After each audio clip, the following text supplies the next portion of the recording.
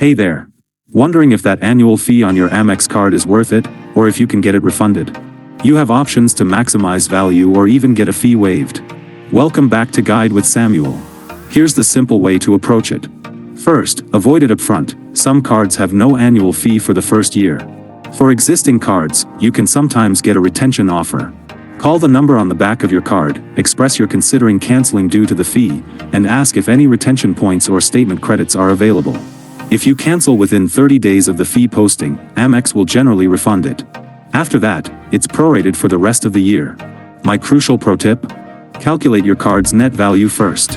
Add up all the statement credits, like airline fee, Uber, Saks, the value of points earned, lounge access, and other benefits. If the total value exceeds the annual fee, the card is worth keeping. That's how you make a data-driven decision about your card's cost. Do you analyze the value of your card's benefits every year? Share your method below.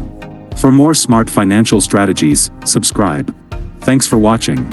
I'm Samuel, and I'll see you next time.